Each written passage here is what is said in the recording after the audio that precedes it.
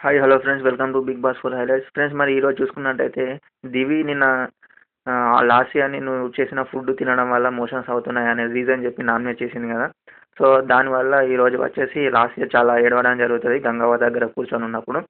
So అప్పుడు గంగవ్వ ఒక మాట అంటది ఏంటంటే, మంచిగా అండి పెడితే తింటారు, తర్వాత ఏమో రోజు రోజు 3 గుడ్లు తింటారు, మంచిగా తింటారు అండి పెట్టినప్పుడల్లా, కానీ లాస్ట్కి అయితే ఇట్లా అంటారు, నువ్వైతే ఏడవ కానీ గంగవ్వ అంటది.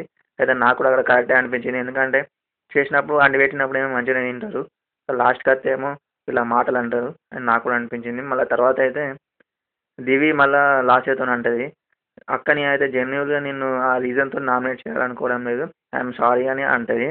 నాకైతే ఆ సారీలో జెన్యున్గా అని అనిపించలేదు.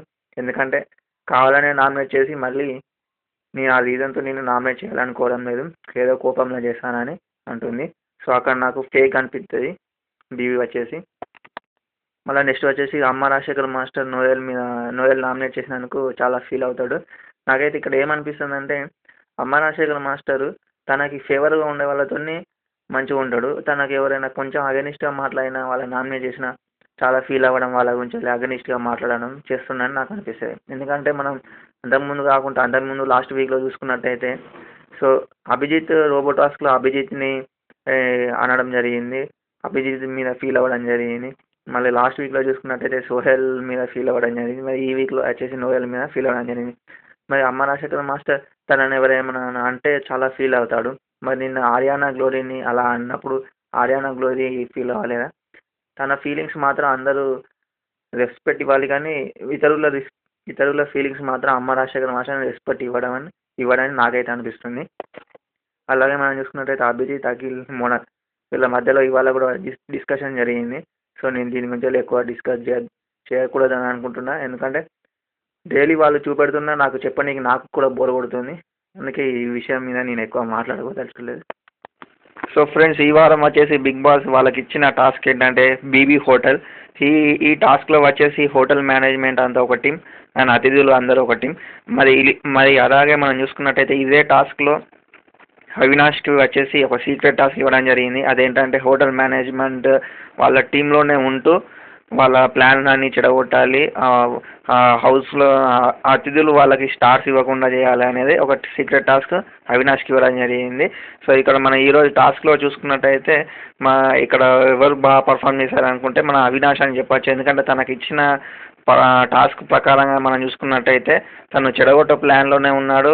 అలాగే హౌస్ మేట్స్ అంటే అతిథుల మీద పంచులు వేస్తూ వాళ్ళని రెచ్చగొడుతూ వాళ్ళు స్టార్స్ ఇవ్వకుండా చాలా బాగానే స్ట్రాటజీ వర్కౌట్ చేసిండు అని నాకైతే అనిపించింది అవినాష్. అలాగే మనం చూసుకున్నట్టయితే హారిక కొంచెం ఓవర్ యాక్టింగ్ చేసినట్టు నాకు అనిపించింది.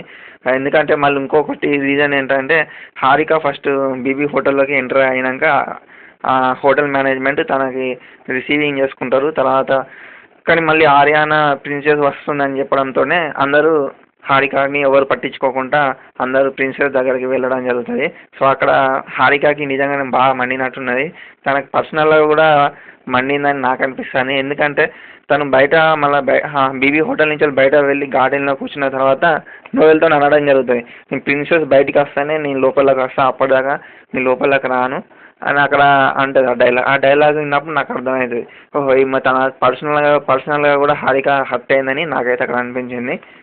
ఫ్రెండ్స్, మరి ఓవరాల్గా చూసుకున్నట్టయితే ఈ టాస్క్లో ఎవరు బాగా పర్ఫామ్ చేశారు, ఎవరు చేయలేదని మనం ఈరోజే ఒక కన్క్లూజన్కి రాలేము. ఎందుకంటే ఈ టాస్క్ ఈరోజు కొంచెమే అయింది, అది ఇంకా రేపు ఎల్లుండి కావాల్సింది ఉంది.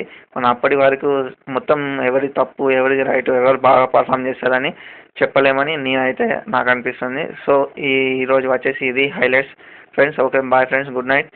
ఎవరైనా నా ఛానల్ కొత్తగా చూసిన వాళ్ళు ఉంటే సబ్స్క్రైబ్ చేసుకోండి, రివ్యూస్ నచ్చితే లైక్ చేయండి, నచ్చకపోతే డిస్లైక్ చేయండి.